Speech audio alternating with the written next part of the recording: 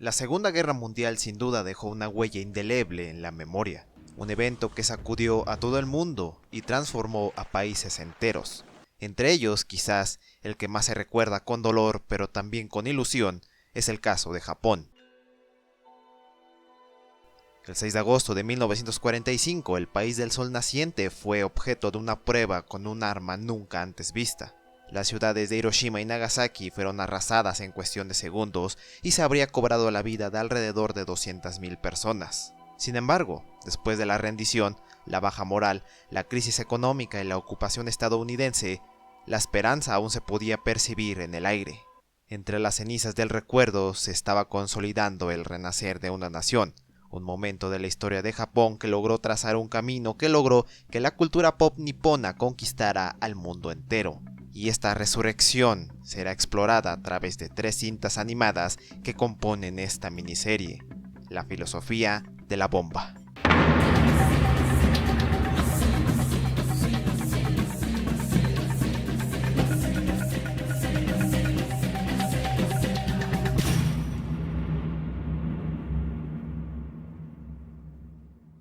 Cuando Alemania se rindió en mayo de 1945, se le conoció como el Día de la Victoria en Europa.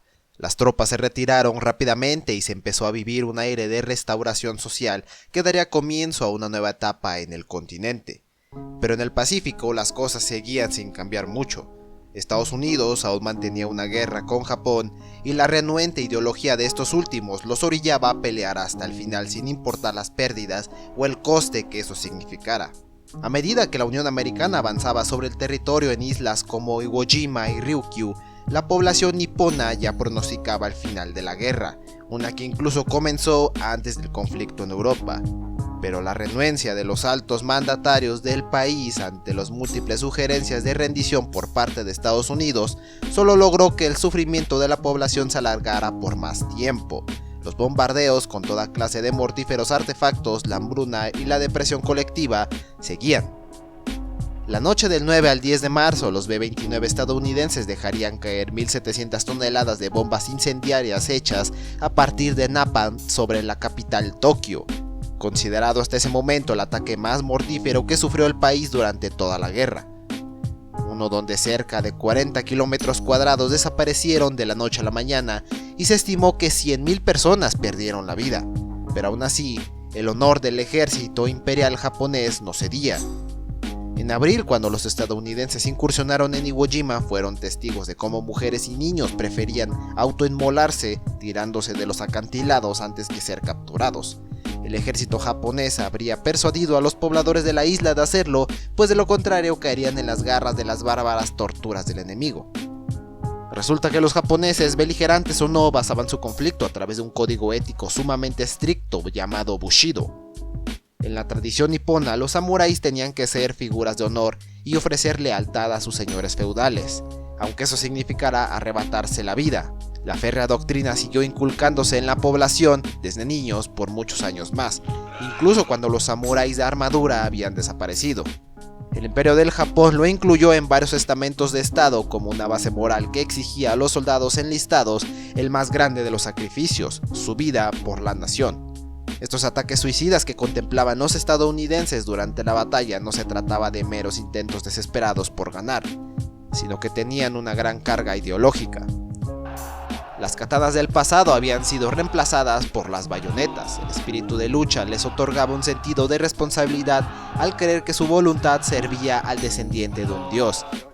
Y los meros actos de rendición del enemigo les causaban un absoluto desprecio, una falta de lealtad, un deshonor que solo podía pagarse con la vida. Sin embargo, esa inmolación espiritual y humana no solo se limitó a quienes combatían los frentes, sino al ciudadano común, a mujeres, niños y ancianos. Igual se les pedía un sacrificio como lo era aceptar las raciones de comida, que para ese momento del conflicto eran tan bajas que la mayoría de las personas morían de inanición. A todo esto, el ejército estadounidense intentó desquebrajar esa voluntad con constantes bombardeos que la mayoría de las veces se quedaban en solo alarmas. De esta manera pretendían romper la moral del enemigo al no saber en qué momento sí se avecinaba un ataque de verdad. Uno de esos aparentes ataques falsos ocurrió el 6 de agosto de 1945. La mañana de ese día, aproximadamente a las 8:15 la población de Hiroshima creyó que se trataría de un día como cualquier otro. Los hombres se alistaban para ir a trabajar y los niños para la escuela.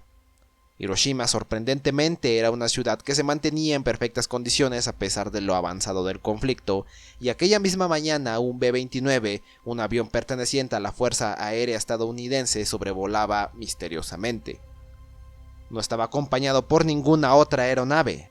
Los residentes de la industrializada ciudad creyeron que se trataba de un mero avión de espionaje. Varios son los testigos que vieron cómo un destello plateado se desprendía de la nave y bajaba a gran velocidad. Esos 55 segundos entre la curiosidad, la incertidumbre y el miedo a lo desconocido fue lo que marcó a los supervivientes del único ataque nuclear de la historia. Keiji Nakazawa tenía solo 6 años cuando ocurrió aquello. Nacido en Hiroshima, el joven Nakazawa le tocó vivir de principio a fin la guerra en toda Asia. Su familia vivía al día, empobrecidos por el sacrificio del racionamiento de alimentos. Aquella mañana, según relata el propio Keiji, cuando la bomba estalló, se encontraba justo en la entrada de su escuela respondiendo a la pregunta de una mujer cuando la detonación ocurrió. La barrera de hormigón de la entrada de la escuela lo salvó de morir al instante. Una llamarada a más de 1000 grados lo hubiera chicharrado en cuestión de segundos. Lo que pareció un golpe de suerte, una proeza al salvarse de un ataque tan destructivo como el de la bomba atómica, no era otra cosa más que la prolongación de su propio sufrimiento. Al correr a casa y encontrarse con su ciudad reducida a simples cenizas, descubrió que su familia, a excepción de su madre, habían fallecido. Keiji, ya con 16 años, se mudaría a Tokio para trabajar de dibujante en la Shonen Gahousha. Inspirado por las obras de Osamu Tezuka, de quien intentó emular su estilo, pero quizás su mayor inspiración para plasmar sus experiencias, pero también su postura crítica a lo que significó las décadas de la guerra, vino de la mano de su padre. Cuando vivía era un talentoso pintor y artesano de calzado, pero también una imagen a seguir. Uno que no dudaría en plasmar en su trabajo más conocido y obra más personal, pero antes de llegar a ella intentó publicar algunas versiones del atentado que servirían de prototipo, como Kuroi Ame ni Utarete, tocado por la lluvia negra, una obra que intentó ofrecer una visión cruel pero realista de lo que ocurrió aquel día. Sin embargo, fue rechazada en un principio al considerarse demasiado intensa para su publicación. Más adelante, y a través de un proyecto por parte de la Shonen Jump que instaba a mangakas a realizar un manga biográfico, fue cuando tuvo la oportunidad de publicar su segunda obra, Orewa Mita, Yo lo vi, una suerte de one shot de 45 páginas y cuyas imágenes fueron clave para presentar sin censura alguna el horror atómico de Hiroshima. Tanto así que finalmente se decidiría a reestructurar la historia y evocar finalmente sus mayores traumas reprimidos en una serie de mangas titulado Hadashi no Gen. El protagonista de esa historia resulta ser el alter ego de Nakazawa. La notoriedad de esta obra fue tal que en 1983 recibió una adaptación animada.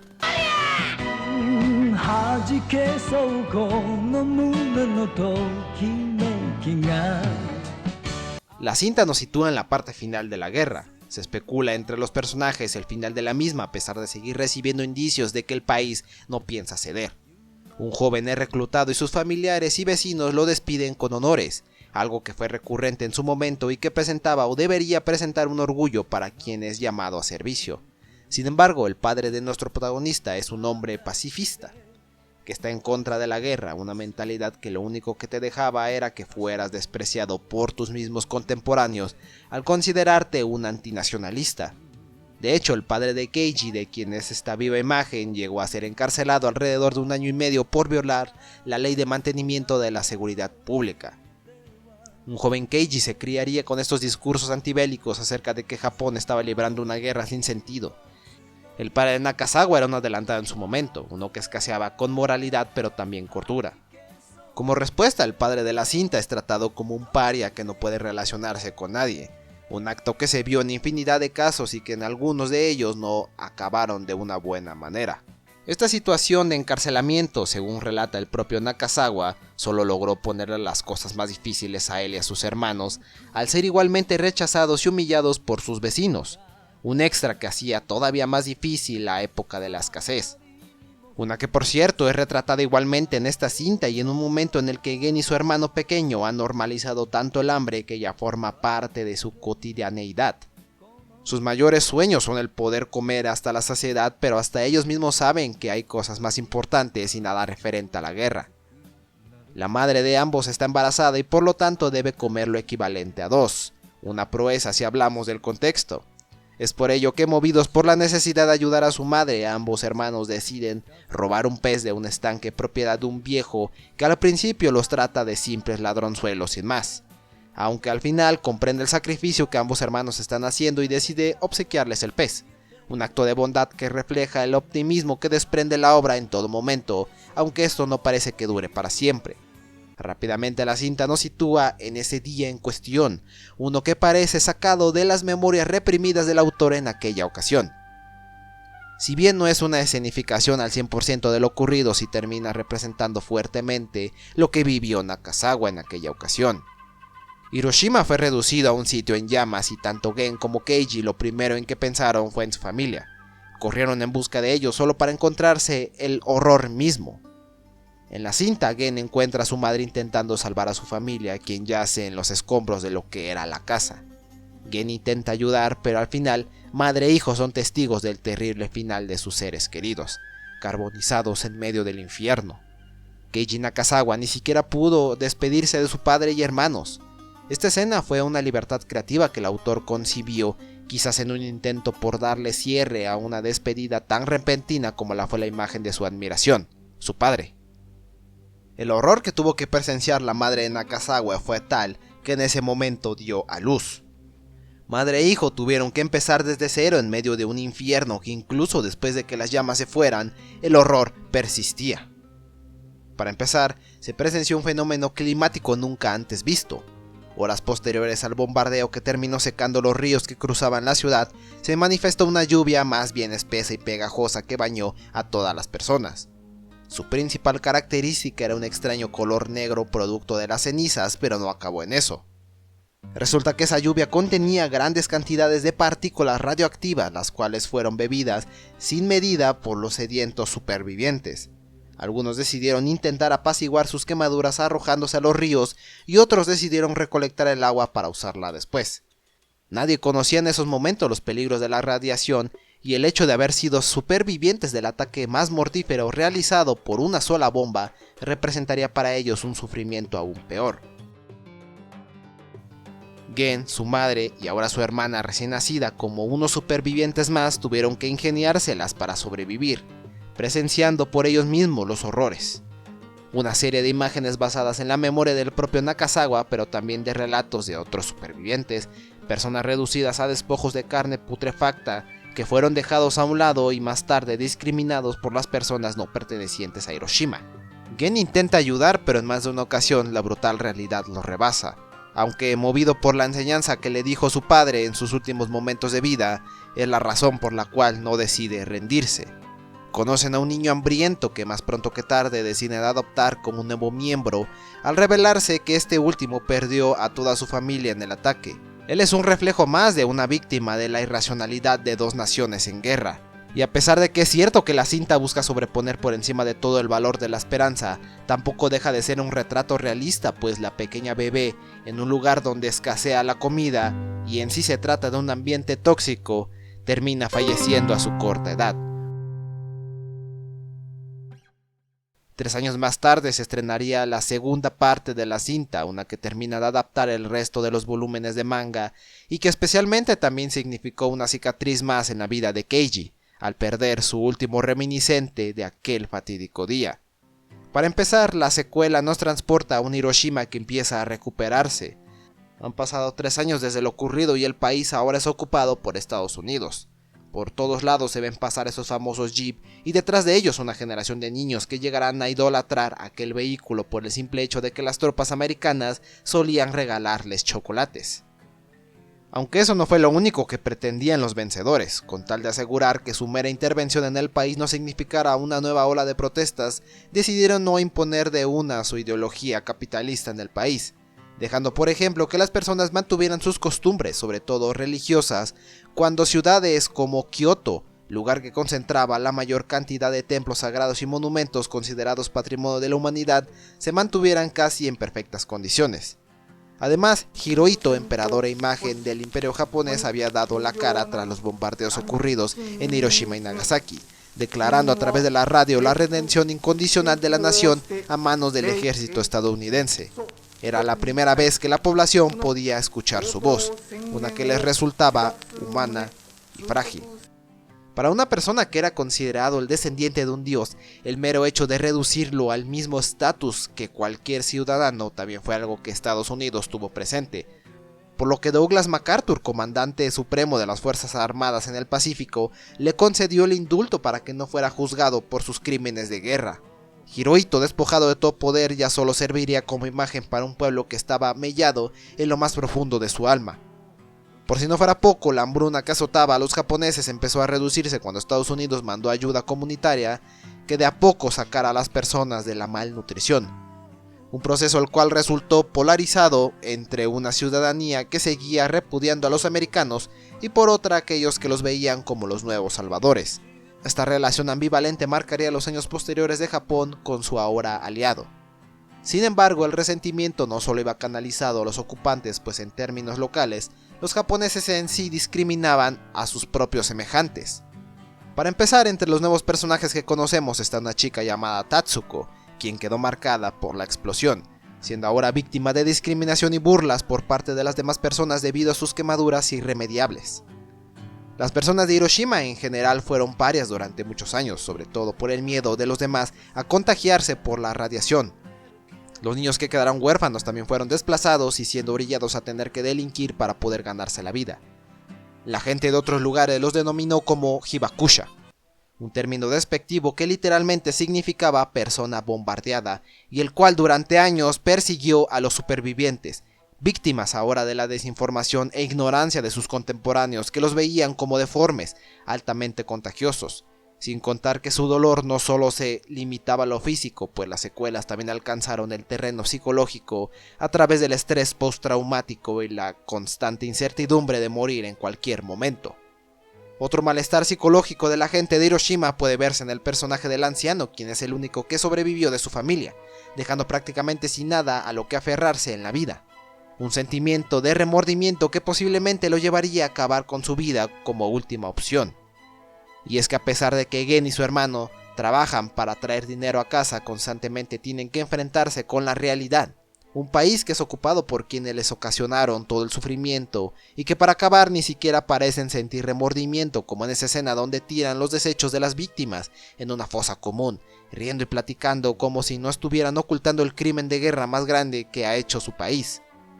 Una actitud que es respondida de manera negativa por los pobladores que no son capaces de aceptar que traten con tan poco respeto a sus antepasados. Pero a pesar de este resentimiento, las nuevas generaciones no pueden negar cantar las canciones del momento como Tokyo Boogie Woogie del artista Shizuko Kazagi, una cantante que alcanzó el éxito en la época de la posguerra a través de un género tan estadounidense como el jazz. Sin embargo, y a pesar de tener que salir adelante cada día, los esfuerzos de Gen son insuficientes cuando ya no se puede hacer nada con su madre. Ella lleva años luchando contra la enfermedad que le ha dado la radiación. Cada día está más famélica y demacrada. Gen no puede aceptar que la única persona que le queda esté a punto de apagarse, como lo hizo el resto de su familia hace 3 años. Gen decide dormir una noche al lado de su madre, porque a pesar de que no lo quiera aceptar, será de las pocas oportunidades que le quedan para poder sentir su calor. Se siente derrotado al haber fallado en todo lo que le prometió a su padre, no ha logrado cuidar a su madre y hermana y ahora que está más solo que nunca parece que ya no hay una luz al final de ese túnel. Hadashi no Gen de Nakazawa no es la única gran obra que representa de manera casi biográfica las experiencias de un jovencito por intentar sobrevivir a las desgracias de la guerra. El autor de la novela pseudobiográfica La tumba de las luciérnagas, Akiyuki Nosaka, también recibió una versión animada de la mano del estudio Ghibli en 1988 que cuenta la vida de 2 hermanos sobreviviendo a todo tipo de adversidades a finales del conflicto. A diferencia del protagonista del largometraje, Seita, Nosaka no procuró nunca por su pequeña hermana, al considerarla más como una carga. El hecho de dejarla morir lo obligó moralmente a intentar remediar el error de su pasado, otorgándole un rol más fraternal al hermano mayor de su novela. El tema de la desgracia parece todavía persistente incluso a años del incidente. En 2016 se estrenó En este rincón del mundo, un largometraje que se convirtió en una de las más taquilleras de aquel año y que de igual manera retrata este momento de la historia del país. La protagonista es una joven mujer de nombre Suzu, quien además de también sufrir las irracionales acciones de su gobierno, es testigo indirecta del bombardeo de Hiroshima, quebrándose al darse cuenta que las muertes y los sacrificios de toda la población fueron en vano cuando al final su país se rindió tarde de un conflicto ya sin sentido. El mero hecho del éxito de esta cinta nos hace saber lo aún vigente que es el mensaje del horror atómico y la guerra en sí, no solo para Japón, sino para el resto del mundo. Y a pesar de que Japón fue uno de los países que más se desangró durante todo lo que compuso la Segunda Guerra Mundial, lo cierto es que estuvo lejos de ser una víctima. La restauración del prestigio del país fue un poco lento y difícil de ganarse. Japón ha impulsado por años campañas por el desarme nuclear y la promoción de la paz, pero ha hecho poco o ningún esfuerzo por intentar recobrar la amistad con sus vecinos, las víctimas de sus crímenes. En 1937, Japón se hallaba en guerra con China. Había consolidado a Corea como una colonia que sufría toda clase de abusos y emprendió igualmente atroces campañas bélicas en otros territorios del continente como Singapur, Birmania, Indonesia y Filipinas, y dejando tras de sí un rastro de masacres, violaciones y toda clase de crímenes atroces. El retorcido desfogue llegó a tales extremos que en Japón se hizo noticia mediática una competencia amistosa titulada Concurso para matar a 100 personas usando una espada, en donde los oficiales Toshiaki Mukai y Tsuyoshi Noda, que tenían como objetivo asesinar a 100 personas primero, utilizando únicamente sus katanas. Japón durante años había ocultado la veracidad de que realmente ocurriera aquello, llegando incluso en demandas por parte de los familiares de los oficiales por difamación, cuando estos habrían sido condenados y ejecutados por sus crímenes. El Japón de la guerra la tendría difícil una vez fue sometido al escrutinio mundial en los juicios de Tokio. El Tribunal Penal Militar Internacional por el Lejano Oriente fue el encargado de condenar a los responsables de distintas atrocidades como asesinatos indiscriminados, torturas y violaciones. Hideki Toyo, el primer ministro en ese momento, fue sentenciado a pena de muerte. Los juicios tardaron por lo menos 3 años en culminar, y tras ello MacArthur pidió la redacción de una nueva constitución en la cual el pueblo nipón pudiera guiarse. A pesar de la oportunidad de redención, una que tardaría bastante en concretarse, aún existían y existen ciertos aspectos del pasado que no se han resuelto, como las relaciones con sus vecinos del continente, las cuales se mantienen frías y distantes, o la misma historia que se imparte en las aulas japonesas, que ofrece una versión reducida del conflicto y suavizando masacres tan significativas como la de Nanking en 1937, que incluso hasta la fecha sigue adoleciendo al pueblo chino. Este sinsentido estuvo presente durante los tribunales militares, quienes en su mayoría estuvieron compuesta por estadounidenses y sin la presencia de dirigentes chinos o coreanos, quienes terminarían aludiendo a que no se investigó lo suficiente sobre las graves atrocidades cometidas por el ejército imperial. Que hablando de las fuerzas americanas, los juicios pecaron por su unilateralidad y se criticaron por ser unos poco transparentes y basarse únicamente por la justicia del vencedor. Una expresión más bien despectiva que connotaba la hipocresía estadounidense al no considerar en primer lugar la existencia de campos de concentración de población de origen japonés en suelo norteamericano y a los bombardeos atómicos como crímenes contra la humanidad.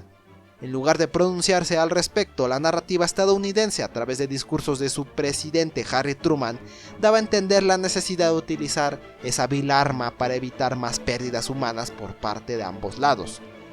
Sin embargo, jactarse de ser el primer país en desarrollarla y utilizarla en personas no había hecho otra cosa más que empezar, pues la Guerra Fría había estado tocando sus puertas cuando la Unión Soviética logró también desarrollar su primera bomba en 1949. Así, la Unión Americana no dejó de realizar más experimentos con la finalidad de tener mayor cantidad, pero más importante aún, más mortíferas que su enemigo, inundando a sus ciudadanos con someras y ridícula propaganda para que no temiera el apocalipsis nuclear, a pesar de haber sido testigos de los horrores de la bomba. Al final, la hipocresía estadounidense sobre la necesidad de haber arrojado la bomba sobre Hiroshima y Nagasaki seguiría por muchos años.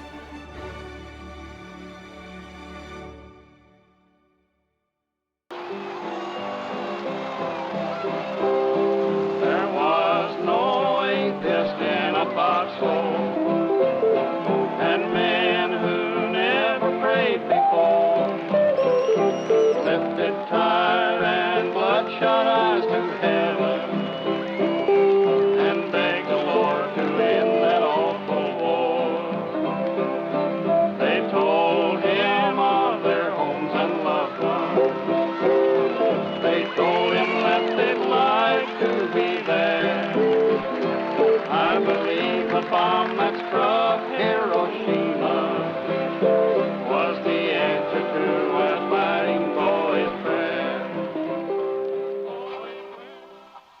pesar de vivir un periodo de paz entre ambas naciones, los estadounidenses no dejaban de concebir a los japoneses americanos como ciudadanos de segunda. Ridículas y torpes caricaturas de un pueblo derrotado, como en la película Desayuno en Tiffany's, donde el casero de Holly Golightly, una refinada mujer de la sociedad americana de la época, era el estereotipo de un japonés, un hombre despistado y dientón interpretado por un actor meramente estadounidense como Mickey Rooney. Mientras tanto, el pueblo nipón tenía mucho que hacer si quería alzarse en todo este desastre. En 1966, Keiji Nakazawa perdería a su madre, la última miembro de su familia tras la bomba. Ella llevaba 7 años luchando contra la enfermedad y tras ser ingresada en el hospital de la bomba atómica, moriría al poco tiempo. Debido a protocolos con personas que morían por razones de enfermedades derivadas de la radiación, fue incinerada hasta las cenizas. Nakazawa aludiría que la bomba le había arrebatado hasta los huesos de su madre, de la posibilidad de sepultarla como es debido, y que por esta misma razón no es capaz ni de perdonar a los estadounidenses y los japoneses, ambos promotores de la guerra y la desgracia. Keiji Nakazawa, al igual que su personaje Gen, estaban destinados a afrontar el futuro de la bomba solos, aunque eso no necesariamente quiere decir que de manera negativa. Las películas de Hadashi no Gen, no olvidemos, tienen una visión positiva de cómo se puede aprender a vivir incluso después del apocalipsis, aprender de la bomba atómica y su filosofía. El manga y obra del mangaka, por más que se le haya criticado su arte, es indiscutible que ofreció una de las primeras perspectivas a lo acontecido. Un discurso que se mantiene vigente incluso en la actualidad, cuando amenazas como las de Corea del Norte y los estragos de la planta nuclear de Fukushima siguen siendo noticia diaria en el país. El Bushido, el sentido del deber, estaba tornándose a través de un nuevo significado, renacer de las cenizas y prepararse para lo que aguarda la nueva década, una que por cierto que sería dominada por una nueva generación que no le tocó vivir las desgracias de la guerra ni la bomba atómica, y que abarrotaría las calles para expresar su inconformismo sobre la ocupación estadounidense, el comunismo invasor y sobre todo por ocultar las atrocidades de sus antepasados. Pero estos rebeldes son cosa de otro capítulo.